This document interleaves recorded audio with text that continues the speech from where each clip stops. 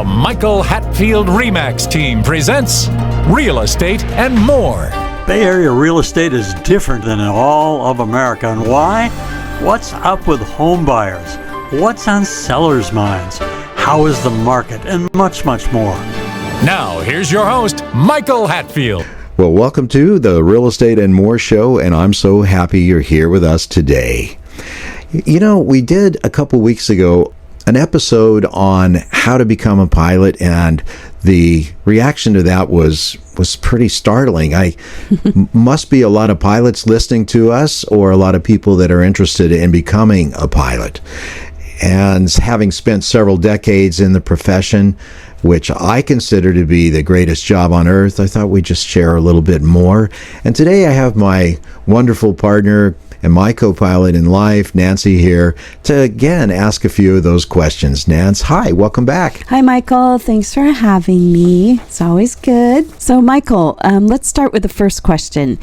You chose early that you wanted to become an airline pilot as opposed to a corporate pilot or private. Or personal pilot. Yeah, exactly. So can you say a few things about that?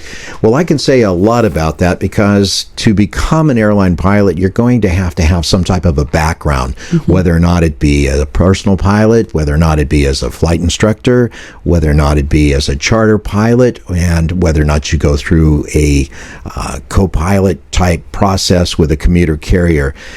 I think that you'll go through that and you can stay in that particular realm of pilot job, professional pilot, commercial pilot job if you'd like, or you can continue on and, as I did, and set your goal early to become an airline pilot. It's not just an easy, hands-down thing, even though the times right now are really good for pilot hiring. So setting your target, being tenacious as anything, and being determined is so very important. And making that decision early is very, very important. So I learned the 4-step process, and that changed everything for me as far as success goes.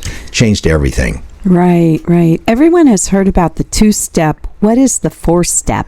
Well, you know, the 4-step process is a little process that I learned going through a pilot ground school decades and decades ago.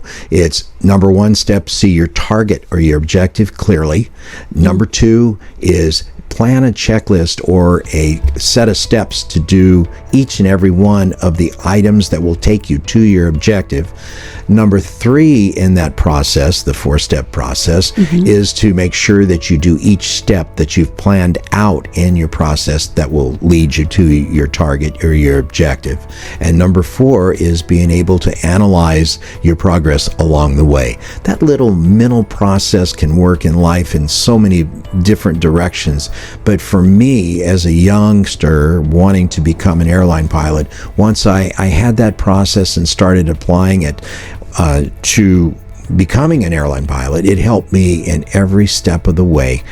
It just was very, very effective. That's wonderful. So you promised to speak on how you got a job as an airline pilot. Can you go into what was required before you were offered your jobs? Well, you know, we talked about the 4-step process. I set my target to become an airline pilot early, and I had the determination and the tenacity to keep beating my head against the wall until it happened. So let's just say we use the 4-step process. We're going to say, I want to be an airline pilot. Number 2 is, well, I'm going to have to go through the certificates, pilot certificates, FAA certificates, and ratings in order to eventually get myself qualified to be hired by a major carrier. And those 4 certificates from the beginning are the private pilot certificate, the commercial pilot certificate, and the airline transport pilot certificate, which is the captain certificate, where you can put what they call type ratings on that after you've went through the training and then you've passed the training. You can have a type rating on there. So you go through these certificates. What are you going to need in order to be hired? Today, most airlines require an airline pilot, transport pilot certificate by the FAA before they'll consider you as being qualified. Flight time, a couple thousand hours is always a very good place to go. If you're military, you're probably flying heavy jets, which are correlated to heavy jets in the airline transport industry. If you're a civilian pilot, you could be doing that through commuters. You could set up a charter company. You could do a million other ways to get your training out of the way to become hired. So the flight time, just curious about that, 2,000 hours. I mean, how many hours a week could somebody be flying, to get their certificate? Well, when I say that, there's different qualities of time. If you're flying, like a military guy's flying a C-5, that's about the highest quality time that you could have. If you're a civilian pilot, you're flying Cessna 150, it might take a bit more in order to be hired, more in the way of sophisticated equipment to get there. It may take more than that. Back in the day, I was hired, most of the civilian guys, which were only like 2 or 3 out of the entire 15 pilot class, they would have 3,000 hours plus. Today, I'm not sure where that level is, but I am sure that because of the number of military pilots that are not coming out of the military, that you got an equal chance at it if you're a civilian trained pilot. So what about hiring today? Do they mostly hire military trained pilots or what? Well, we just went over that. Today, they look to have a blend, and they look for the actual candidate to fill the spot. They want somebody that gets along well with others. That's very important. Some people don't get along with others as well as they should. They don't want to put you in the cockpit if that's the case. The training process is pretty lengthy. You actually are interviewed by personnel, and then they have you go past a pilot board of pilots to say, hey, would I want to fly with this guy? Would he be a good guy or not? Then they put you in a simulator to see if you can actually fly, and then they check your physical conditioning. It's a 4 to 6 month process once the airline expresses interest in you. A lengthy process. So what specific ways are there for a young person to take who would like to become a professional pilot? Well, it depends if you want to go through military. If you want to hire on with the military and get your training through them, that's a very good step to get, pathway to get to the hiring process at an airline. You could also go to like Embry-Riddle, which is an aviation type university, and there you're able to not only get your college degree, which is a requirement that all airlines require, that you have a 4-year college degree.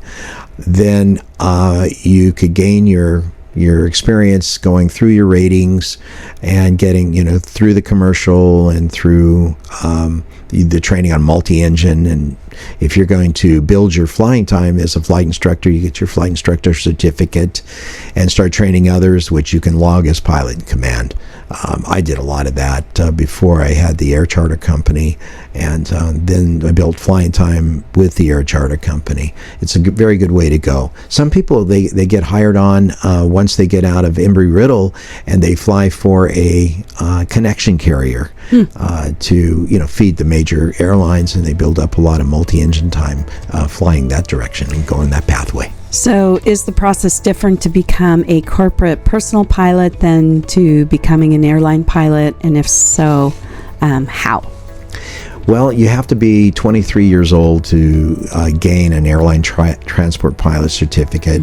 You need a minimum of 1,500 hours. Then you pass a written test, and then you pass an oral test, a verbal test, and you demonstrate to these parameters that are prescribed in the FAA handbook for that rating.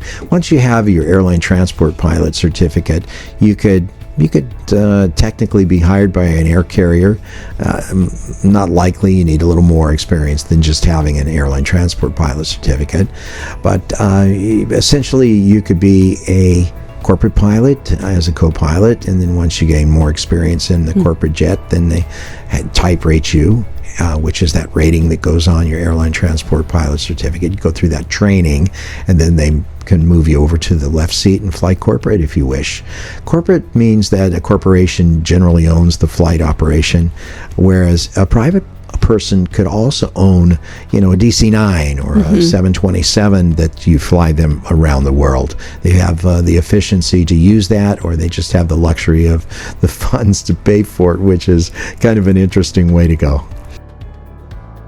We're going to take a short break. We'll be right back. RE/MAX. And here's Michael Hatfield. Business owners, have you considered how important the appearance and impression your offices make to prospective customers? Appearance and impression are critical to clients, thus to your overall success. If your company could use that warm, inviting, and welcoming appearance, I have an amazing complex of offices just listed for lease in the quaint town of Danville. Freshly remodeled, meticulously built, the 3,700 square foot space enjoys incredible street exposure, front and side entrances, abundant parking, reception, conference room, 11 individual offices, even a team member kitchen.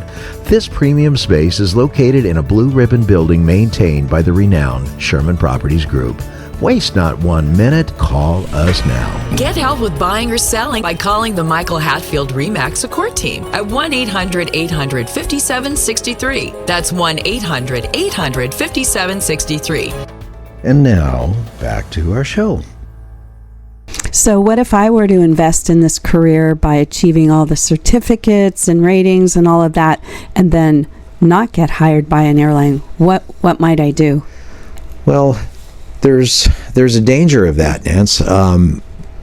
When I was talking about it the other day, I was walking with a good friend, and I was talking about it the other day. I don't know, but I felt with the airline thing and my direction and determination and tenacity, I was just in a mind state that was not going to take no for an answer.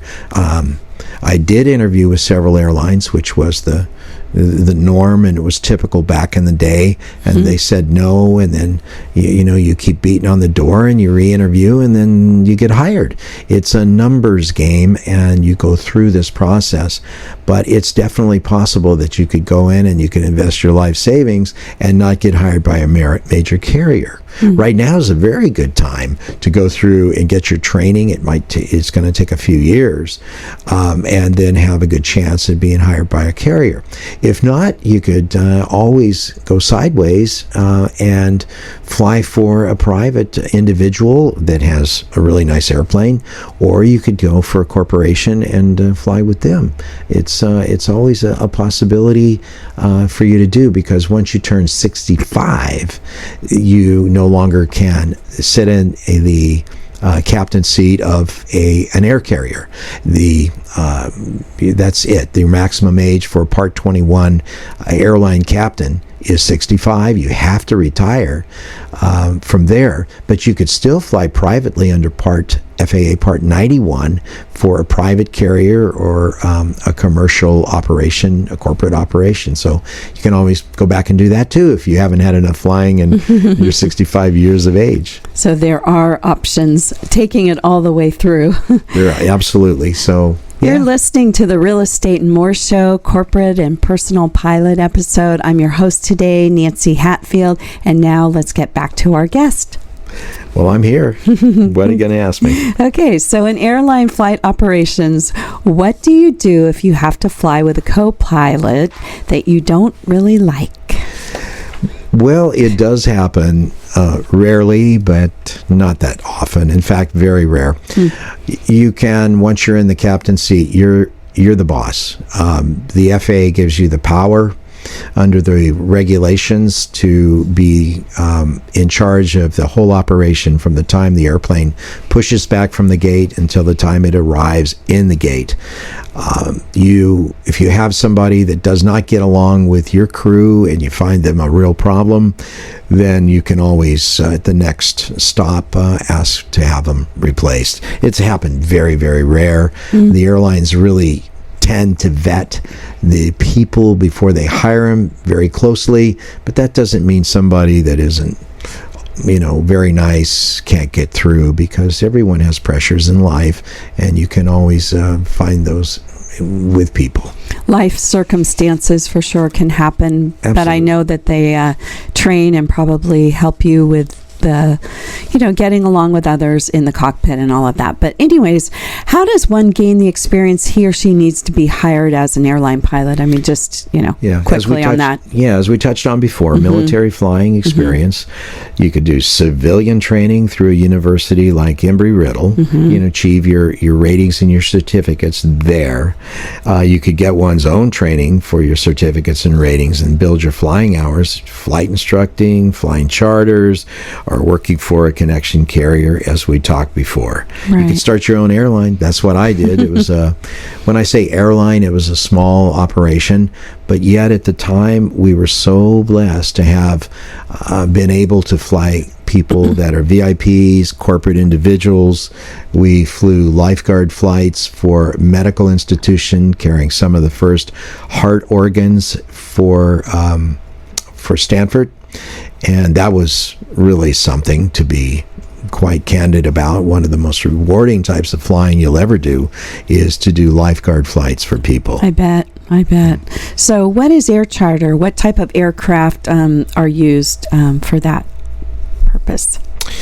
Well, air charter means that Nancy wants to go from A to B. She can find a Part 135, FAA Part 135 air charter company in the yellow pages or on the Google or whatever. Call them up and say, I want to go from A to B. And they'll say, well, what kind of airplane do you want? How many people? When do you got to go and set up this operation? You could show up at the airport, go through the security process, which is not as great as airlines, and then pay for it. Okay. So can you talk about the fuel that is burned in an aircraft versus an automobile? Can you talk a little bit about that, please? Yeah, a lot of people say, oh, you're burning so much fuel and it's so expensive. Well, in reality, it's not that way. The fuel that a transport aircraft burns compared with an automobile is pretty enviable.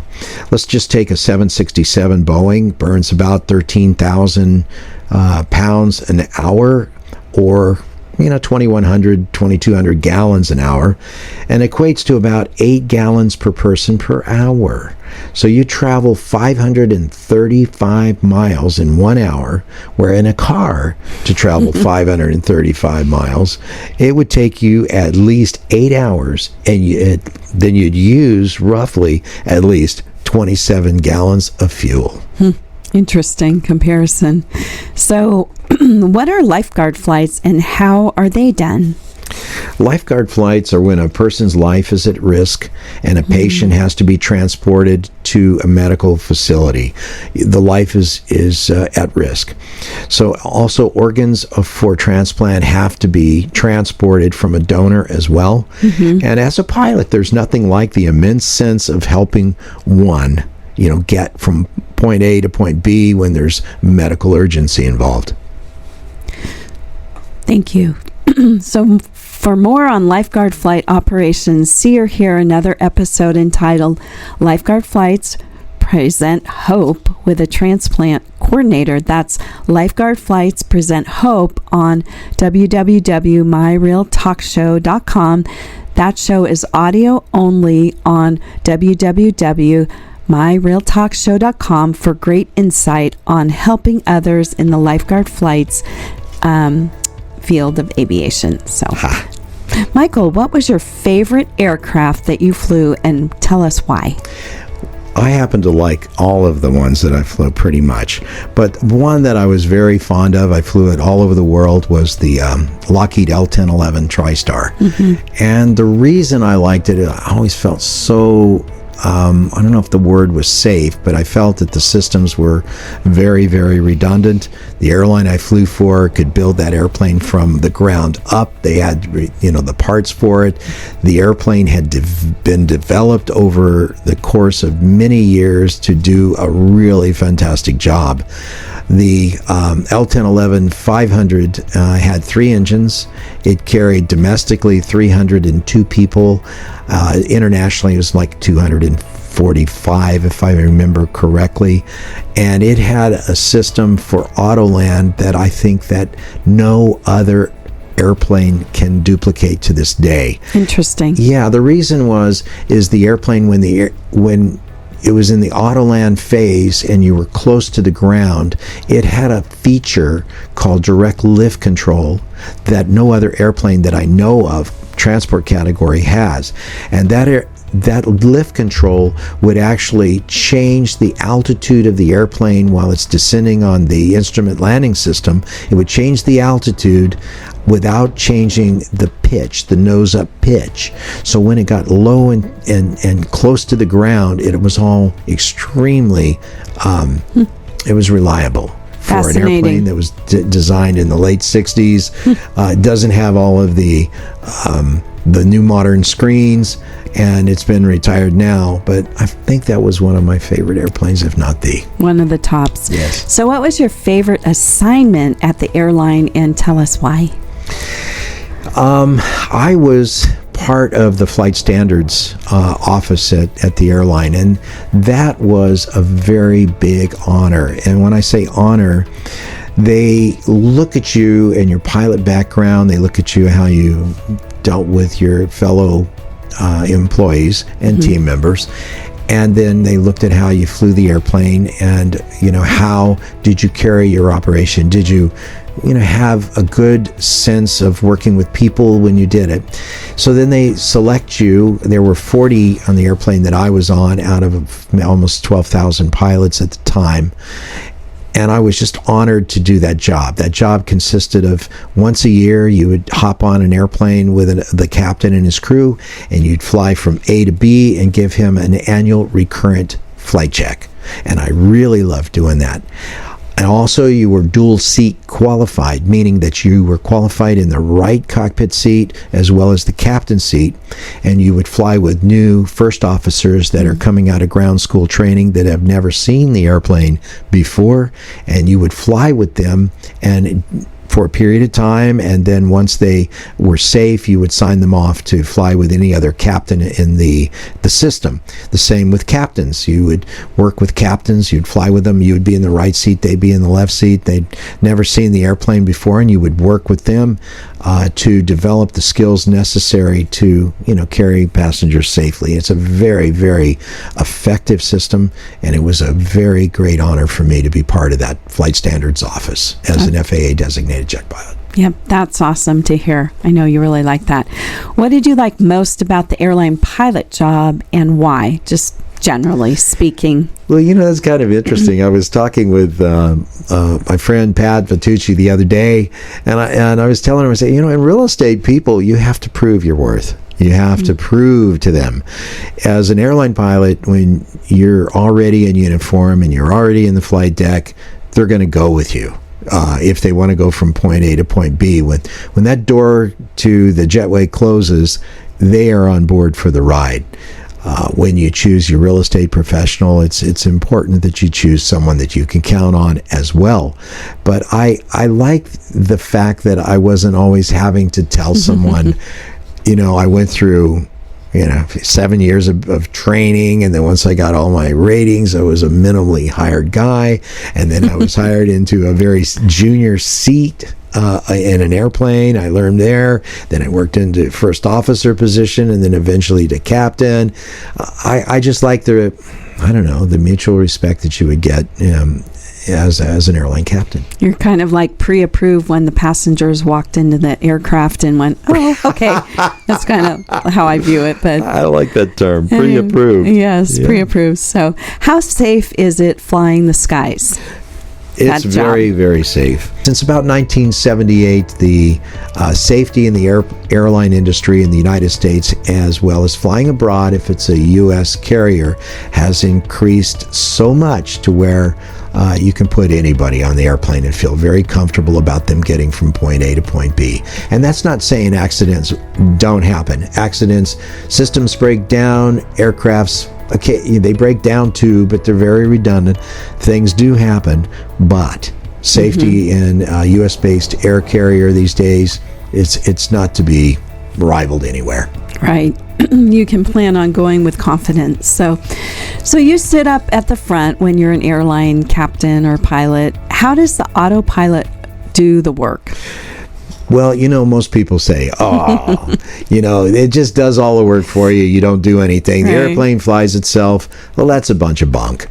Yes, we have drones today for military purpose, and they're working on it, and AI and all this stuff.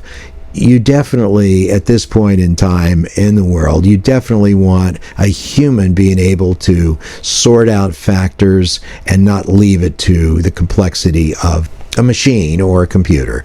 There's just not enough scenarios with a database large enough to where you can just say, okay, I'm going to put people in there and go from there. By the way, autopilots are meant for one thing. They're meant to take the load off of a crew so that there is the ability for the crew to think and to be able to translate, just like the U.S. Air Flight 1549 on the Hudson. Those fellas had to think. They had to decipher what was actually going on. They did not know if they had both engines or lost all engines, which they had, and they could not get back even one of them. They had to sort it all out, and they did a phenomenal job with that. And this happens occasionally in the airline industry. Autopilots are meant for the mundane, repetitive actions in general. Good to know. Great tool. Just look and make a decision. Make a decision that you want to be an airline pilot. And if the parameters are right and you have enough tenacity and determination and motivation, it's going to work out for you. It will definitely work out at some point, just like in life. But you have to have that confidence in yourself, and it has to be almost overwhelming. And also, flying airplanes through bad times like recession, you're probably going to have a furlough or two. Those things happen. They call you back in the order that you were hired. The job is worth it. It has been amazing career for me, and I feel real grateful to have been able to participate in there.